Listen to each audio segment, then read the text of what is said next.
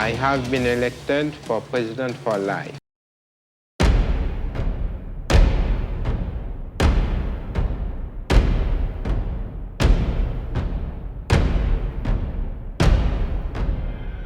It is the iron will of the Haitian people.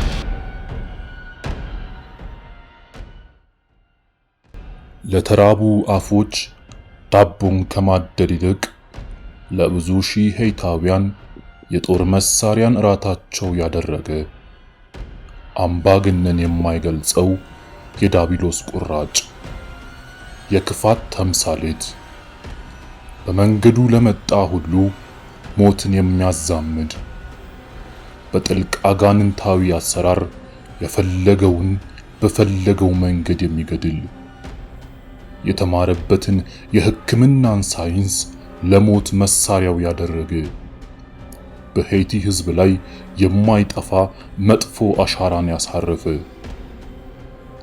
ራሱን ከፈጣሪ ዘንድ ለሄይታውያን ሕዝብ ለዘላለም የተመረጠ መሪ አድርጎ ያሳመነ እንደ አውሮፓውያን አቆጣጠር ከ1957 ዓመተ ምህረት እስከ ዕለተ ሞቱ 1971 ዓመተ ምህረት ድረስ የሄይቲን ሕዝብ በአሳር የመራ ዶክተር ፍራንሷ ፓፓዶክ ዶሊቨር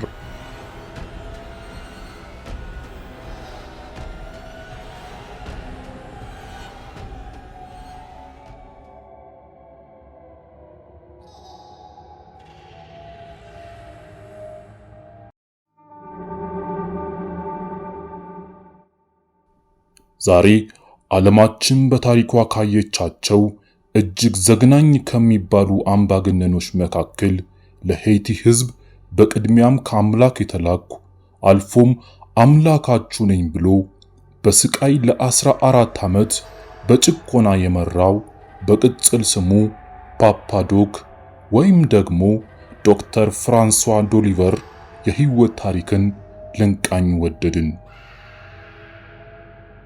ቻናሉን ሰብስክራይብ በማድረግና ቪዲዮውን ላይክ በማድረግ እስከ መጨረሻው እንድትመለከቱት በአክብሮት ጋበዝኳችሁ።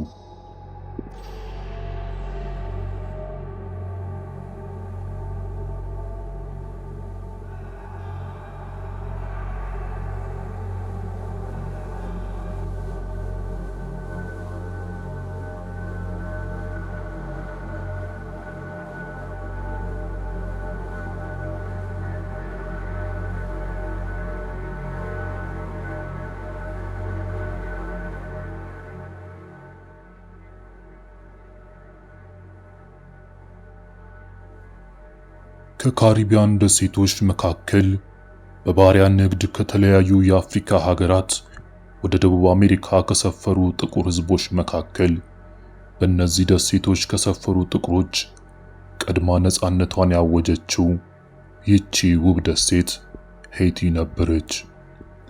በ18ኛው ክፍለ ዘመን ሳንድማን ትባል የነበረችው ይህቺ ደሴት በፈረንሳይ ቀኝ ግዛት ውስጥም ትገኝ ነበረ።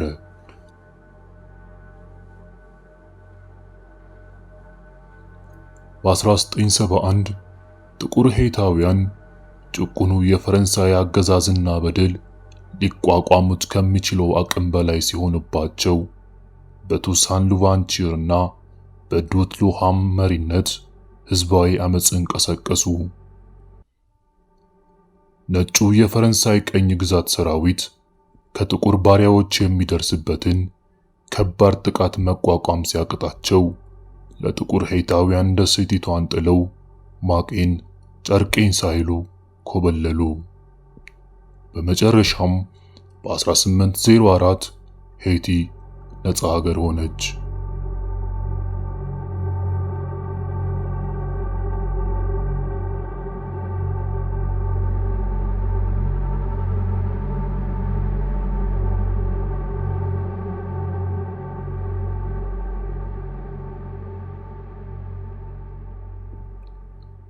ነገር ግን ከ100 ዓመት በኋላ ሄይቲ ድጋሚ ነፃነቷን አጣች። ሐምሌ 1915 የአሜሪካ ወታደር ለአንደኛው ዓለም ጦርነት ዝግጅት ስትል ይህችኑ ሀገር ድጋሚ በቀኝ ግዛት ተቆጣጠረቻት። በወቅቱ የ18 ዓመት ወጣት ለነበረው ፍራንሷ ዱቭሊየር ከነጭ አሜሪካ ወታደሮች በጥቁር ሄይታውያን ላይ ይደርስ የነበረው ጥላቻ፣ ጭቆናና በደል እንዳይረሳው ሆኖ ለበቀል ስንቅ ሆኖታል። በአውሮፓውያን አቆጣጠር በ1934 ዓመተ ምህረት የአሜሪካ ወታደር ሄይቲን ለቆ ወጡ። ሀገሪቱም ዳግም ነፃነቷን አወጀች። 1934 ፍራንሷ ዱቭሊየር የሕክምና ትምህርቱን የጨረሰበትና በሀገሪቱ መዲና ፖርቶ ፕሪንስ በሚገኝ የሕክምና ማዕከል ሕዝቡን ማገልገል የጀመረበት ጊዜም ነበር። ነገር ግን ዱቫሊየር እውነተኛ ፍላጎቱ ከሕክምናው ይልቅ በነጭ ቀኝ ገዢዎች የተጨቆነን ሕዝብ ለማገልገል ፖለቲካ ውስጥ መግባት ነበር። ለዚህም ኖሪዝም ማለትም ጥቁርነት የሚል አቻ አማርኛ ፍቺ ያለውን የወጣቶች ንቅናቄ ህብኡ መሰረተ። ለጥቁርነት እንዲሁም ለአፍሪካዊነት ካለው ጥልቅ ፍቅር የተነሳ ዱቭሊየር በሄይቲ ብዙ ተከታዮች ያሉትን ቡዶ የተባለ የአምልኮ ስርዓትን ማጥናት ጀመረ። መሰረቱን ምዕራብ አፍሪካ ያደረገው ይህን አምልኮት እጅጉን ባጠናው ቁጥር ዱቭሊየር የሄይቲን ህዝብ በምን አይነት መንገድ ሊገዛው እንደሚችል ሐሳብ በውስጡ ጸነሰ። ቀለም ጠቀስ ከመሆኑ የተነሳ ዱቭሊየር በቡዱ ምንም እንኳን ባያምንም ወደ ስልጣን ለመውጣት ግን ቀላሉ መንገድ እንደሆነ በራስ መተማመን ላይ ደረሰ። በዚህ መሃል ፍራንሷ ዱቭሊየር በ1944 ዓመተ ምህረት የማህበረሰብ ጤና ትምህርት ለመከታተል ወደ አሜሪካው ዩኒቨርሲቲ ኦፍ ሚሽገን መጣ። በ1945 ሲመለስ በሀገሪቱ ተቀስቅሶ በነበረው የያዋስ ባክቴሪያ ወረርሽኝ ለመከላከል ለተቋቋመው ተቋም መሪ ዶክተር ሆኖ ሊያገለግል እድልን አገኘ። በዚህም ፔንሲሊን በተባለ አንቲባዮቲክስ ይህንን ወረርሽኝ ለመግታት ከሀገሪቱ አንድ ጫፍ እስከ ሌላኛው ጫፍ ድረስ በመሄድ ሀገሪቷን አገለገለ። ይህም ተግባሩ በሀገሪቱ ዜጎች ልብ ትልቅ ቦታን እንዲያገኝ አስቻለው። ህዝቡም ፓፓ ዶክ ሲል ሰየመው። ፓፓ ማለት አባቴ፣ ዶክ ማለት ደግሞ ዶክተር። የሄይቲ ህዝብ ይህን የአጋንንት ምስል አባቴ ዶክተር ሲል ከጥግ እስከ ጥግ አወደሱት። ፓፓ ዶክም ህዝቡን ከመድኃኒቱ በተጨማሪ አምላካቸው ቡዶ በእርሱ እንዳለና እንደፈወሳቸው አመኑ። በዚህም ወቅት ነበር ፓፓ ዶክ በውስጡ የጸነሰውን የስልጣን ናፍቆት በህዝቡ ፍቅር እውን ሊያደርገው እንደሚችል ሙሉ የራስ መተማመንን ያገኘው።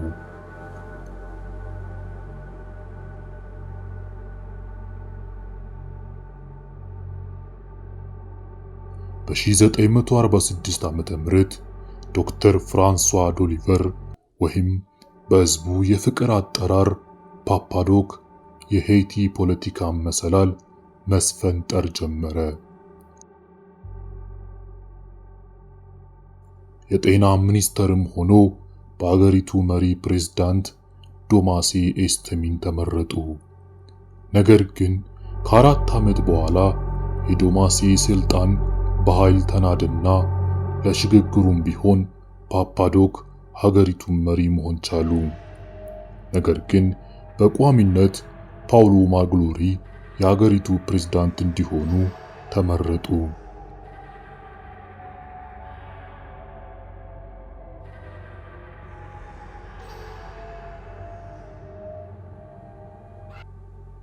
በዚህ ወቅት ታዲያ ፓፓ ዶክ ያን የስልጣን ወንበር የራሳቸው ሊያደርጉ የሚችሉበት እንዲሁም ሀገሩን ሊመሩበት የሚያስችላቸውን ዕውቀት ለማግኘት ራሱን ደብቆ የተለያዩ የፖለቲካ ሐሳቢዎችን ማጥናት ጀመረ።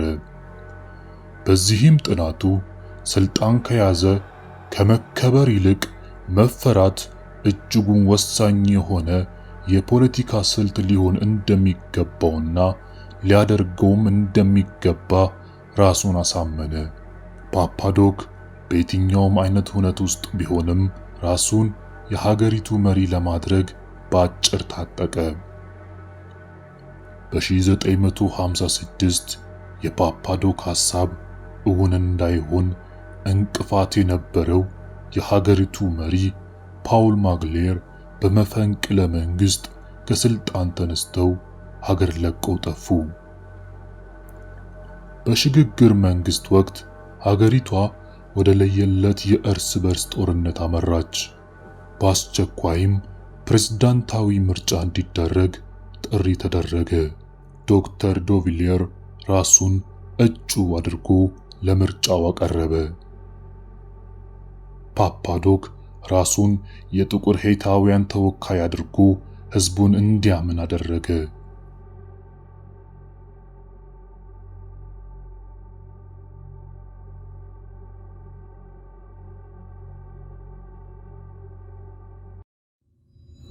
መስከረም 22 1957 ትሁት ጭንብል ለባሽ ድሃ ሞት እንጂ ህይወት ቅንጦት ነው ያለ አቅመ ደካማዎቹን የገደለ በእስር ላሉት ሞት ግልግል ያስባለ ዶክተር ፍራንሷ አረመኔው ዴሊቨር የሄይቲ ፕሬዝዳንት ሆነው ተመረጡ።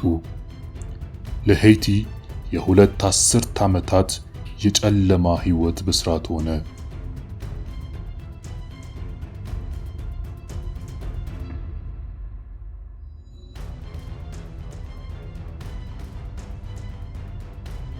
ለፓፓዶክ የሀገሪቱ ፕሬዝዳንት መሆን ብቻ ላሰበው ዓላማና ለወጠነው ውጥን በቂ መተማመኛ ሊሆን እንደማይችል ፈጽሞ ገብቶታል።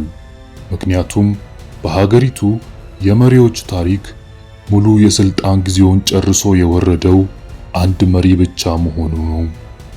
ፓፓዶክ እጅጉን አሳስቦታል። በአንድ ወቅት በሀገሪቱ ተወዳጅ የነበረው ዶክተር ወደ ምሕረት የለሽ አምባገነንነት ራሱን የለወጠው በመቅስፈት ነው ቢባል ዘገየህ እንጂ አጋነንክ አይባልም።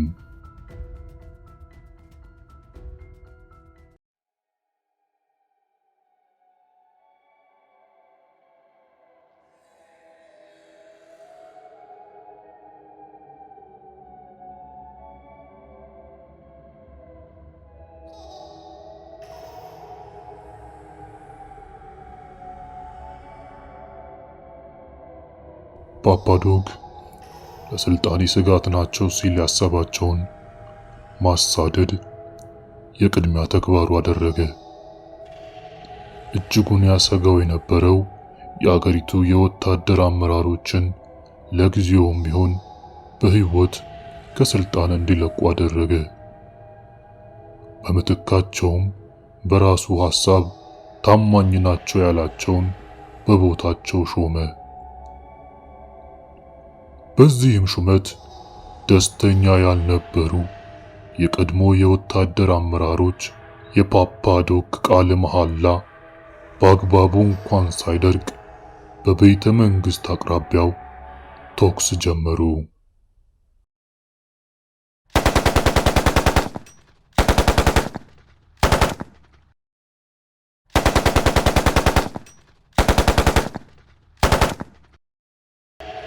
እንደመታደል ሆኖ የዶቭሌር ታማኞች እነዚህን አማጽያን ያላቸውን ኃይሎችን ደመሰሷቸው።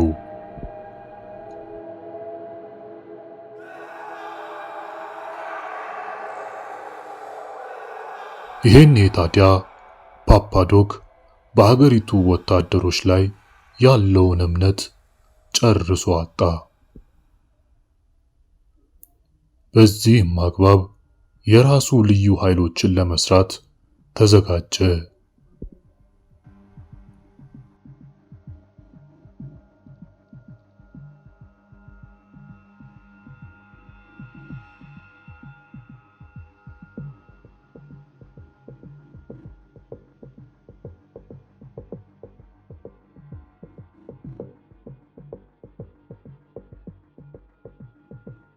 የሀገሪቱ ወጣቶች በፈቃደኝነት የሀገር ደህንነት አባል መሆን የሚፈልጉ ካሉ እንዲመጡ ጋበዛቸው። የወጣቶቹንም ህብረት ቶንቶን ማኩቴ ሲል ሰየማቸው።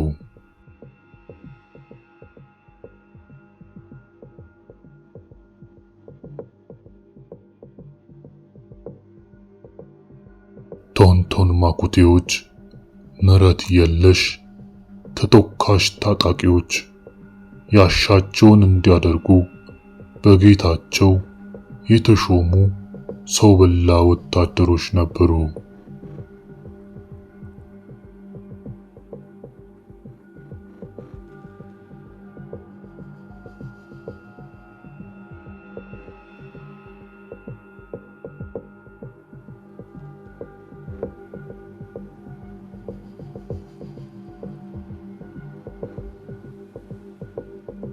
ለዚች ድሃ ሀገር ገንዘብ እጅግ አስፈላጊ ነገር ነው። ነገር ግን የለም።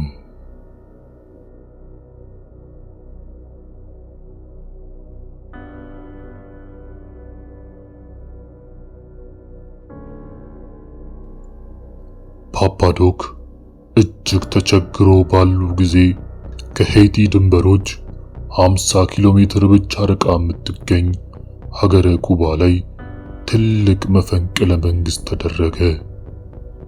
ፊደል ካስትሮ አሸነፉ።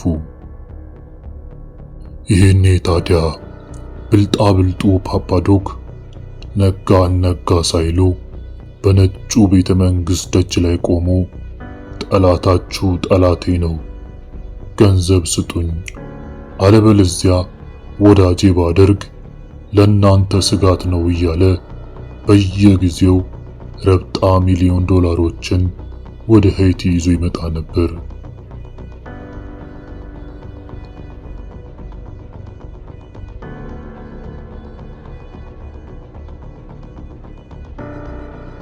አሁን ፓፓዶክ ገንዘብ አይቸግረውም። ነገር ግን ከባድ ግፊት በሽታ ነበረበት። አንድ ቀን ጠዋት ይህ ግፊት በቢሮው እንዳለ መሬት ላይ ዘረረው።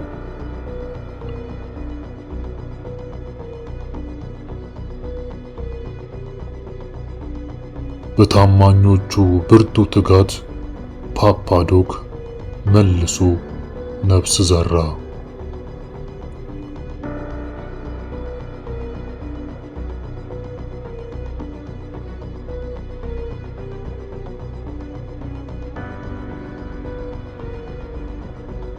ነገር ግን ፓፓዶክ ከሞት ደጅ ሲመለስ ሰውኛ ነፍሱን ጥሎ አጋንንታዊ ነፍሱን አቅፎ ነበር።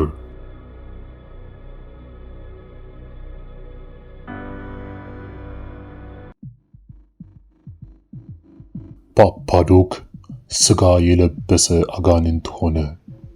ከቮዱ አማልክት መካከል ባሎሳማድ የተባለውን ጨካኝ አማልክት ምስል ለበሰ። ዱቫሊየር የለየለት እብድ ሆነ።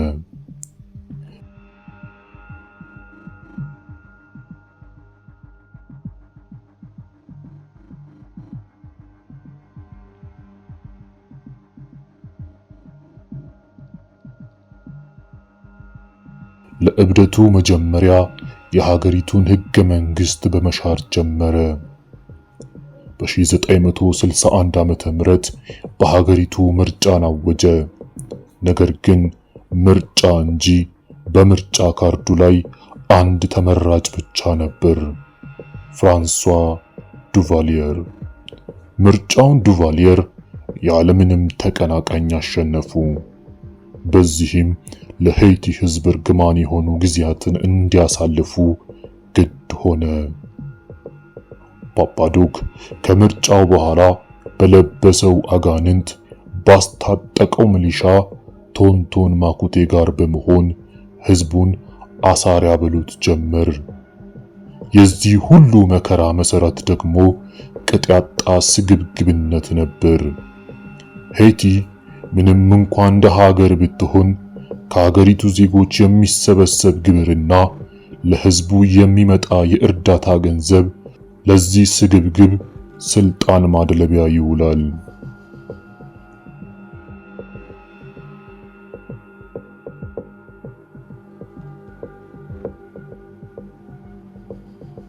የኋላ ኋላ ግን ከነጩ ቤተ መንግስት ይጎርፍለት የነበረው ረብጣ ሚሊዮን ዶላሮች ምንጭ ደርቅ ጀመረ።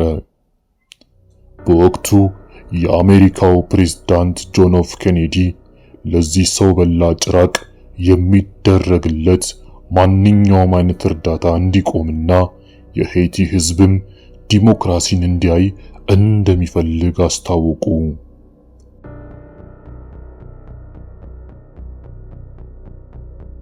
ዳሩ ግን ኬኔዲ በአደባባይ በሰው ሲገደል ፓፓዶክ የደስታም ወንጭት በዋንጫ አጣጣሙ።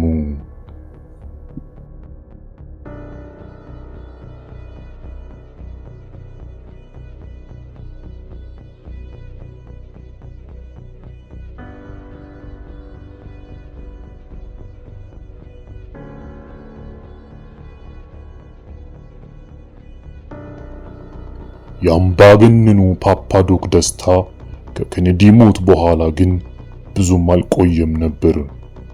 መቀመጫቸውን ኒውዮርክ ያደረጉ ራሳቸውን ወጣት ሄይቲ ብሎ የሚጠሩ ወጣቶች የሄይቲን ህዝብ ነፃ ለማውጣት እቅድ መያዛቸው በጭራቁ ጆሮ ውል አለ። እነዚህ ወጣቶች በዚህ ሰው በላ ወላጆቻቸውን ያጡና ለበቀል የታጠቁ ነበሩ።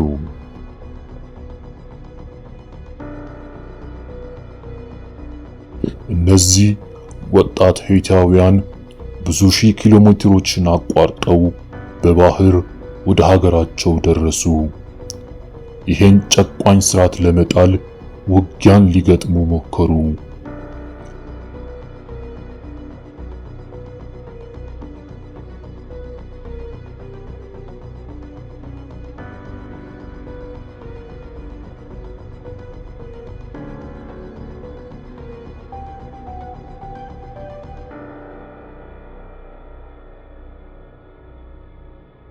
እንዳለመታደል ሆኖ ሀገራቸው ለሽምቅ ውጊያ የሚመች መልክዓ ምድር የላትም ነበር። ምድራቸው ከዳቸው።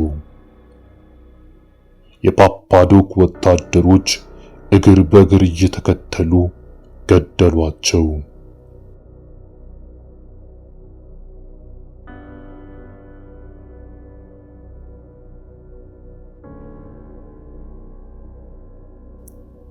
ከነዚህ ወጣቶች መካከል ሉዊስ ዳርዊን እና ማርሴል ኖዋም የተባሉ በአምባገነኑ ትዕዛዝ በመላው ሄይቲ ትምህርት ቤቶችና ሁሉም የሥራ ገበታዎች ተዘግቶ ነፃ ትራንስፖርት ተዘጋጅተው ህዝቡ ሁሉ በግድ ከቤቱ ወጥቶ በሄይቲ ዋና ከተማ ፖርቶ ፕሪንስ በሚገኝ ትልቅ የመቃብር ስፍራ ላይ እንዲገኙ ተደረገ።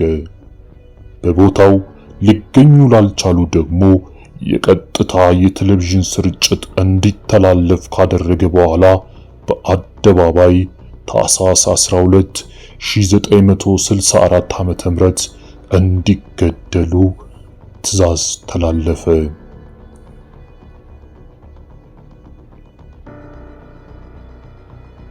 ይህም በመላው ሄይቲ ህዝብ ላይ ከባድ ድንጋጤን አዘነበ።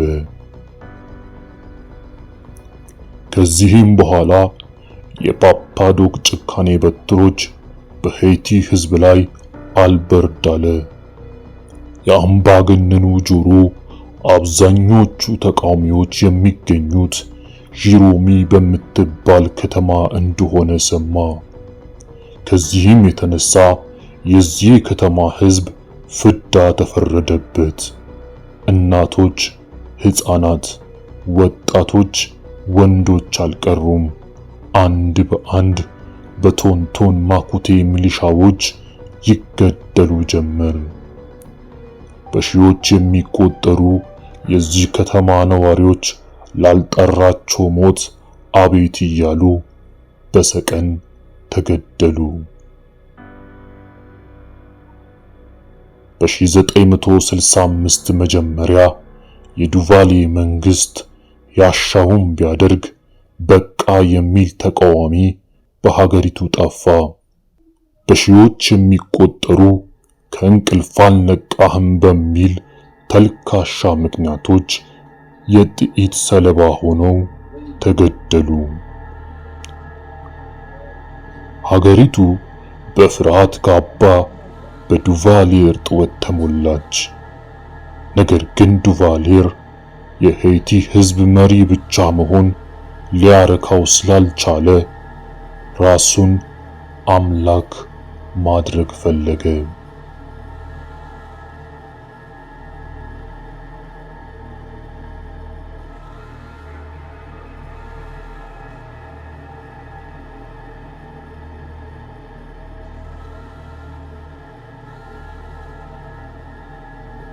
በዚሁ ዓመት ፍራንሷ ዱቫሌር በሀገሪቱ ምርጫን አደረገ።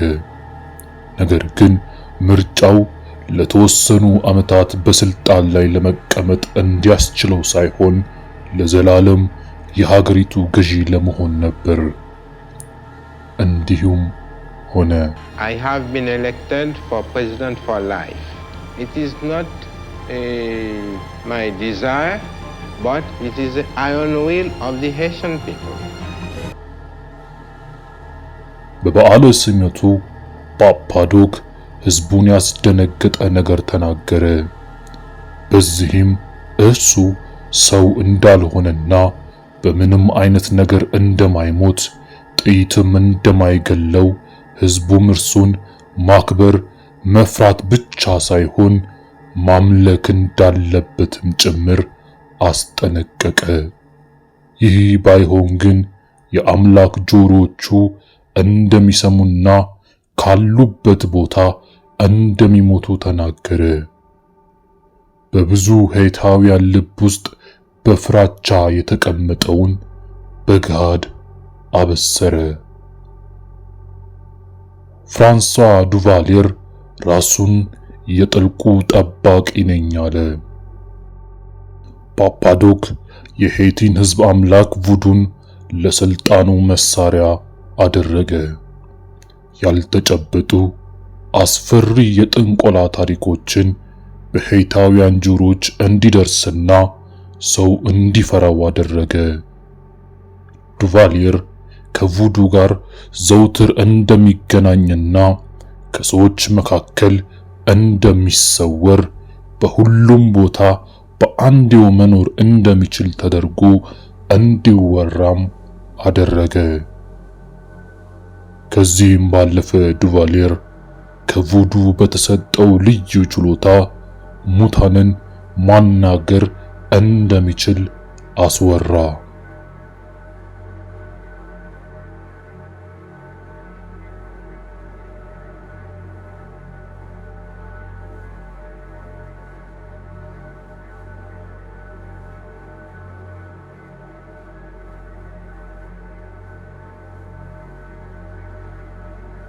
በ1960ዎቹ መጨረሻ ፓፓዶክ በመላ ሄይታውያን መሪ ብቻ ሳይሆን አምላክ እንደሆነ ህዝቡም አምኖ እርሱም ተቀብሎት ነበር።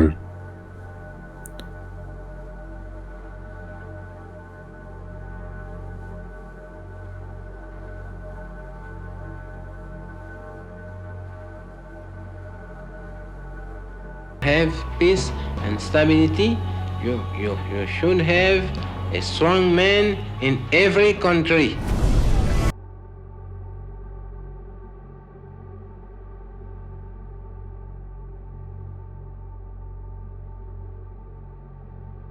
ሁለት ነጥብ 5 ሚሊዮን ህዝብ ዘላለማዊ ፍጡር እንደሆነ ማሳመን የቻለው ይህ አምባገነን ራሱን ግን ማሳመን አልቻለም ነበር። ዕለት ዕለት የጤናው ሁኔታ ከውሻ ቁስልነት ይልቅ የነቀዘ መግል ይመስል እየባሰበት መጣ። በ60ዎቹ መጀመሪያ ዕድሜ ላይ የሚገኘው ዱቫሊየር ግፊት፣ ሱካርና የአንጎል ውስጥ ደም መፍሰስ ሊሽረው የማይችለው ከባድ ህመም ሆነበት።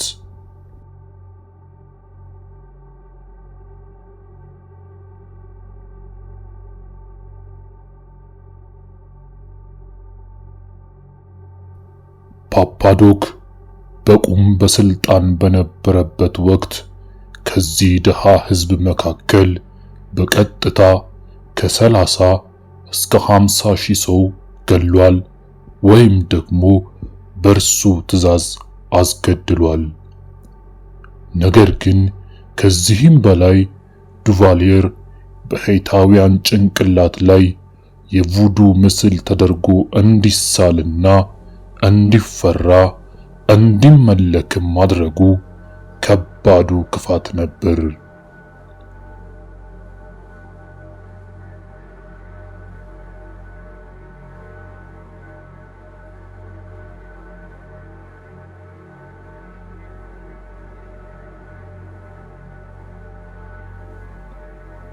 ዱቫሊየር ከዚህ ምስኪን ህዝብ መካከል ገንዘብ ከሚያገኙ ማህበረሰብ በስመ ግብር ገንዘብ እየተቀበለ ለስሙ መታሰቢያ ይሆን ዘንድ በጅምር የቀረውን ዱቫሊየር ቫሊ ወይም ደግሞ የዱቫሊየር ሸለቆ የተሰኘ ዘመናዊ ከተማን ይገነባም ነበር።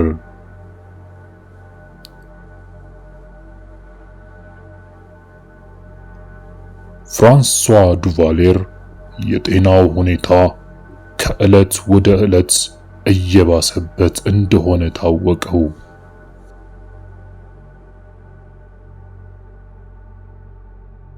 በጊዜው የዱቫሊየር በኩር ልጅ ጆን ክላውድ ገና በ10ዎቹ ዕድሜ ያለ በምቾት ያደገ ድንቡሽቡሽ አሻንጉሊት ይመስል ነበር።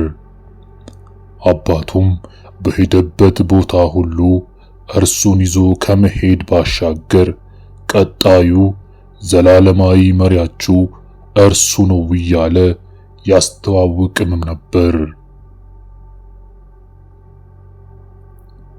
ሚያዝያ 21 1971 ፓፓዶክ በተኛበት ላይመለስ አሸቀበ። ጆን ክላውድም የአባቱን ሙሰኛና ጨቋኝ ስርዓት ለ15 ዓመታት በሄይቲ ህዝብ ላይ አስቀጠለ።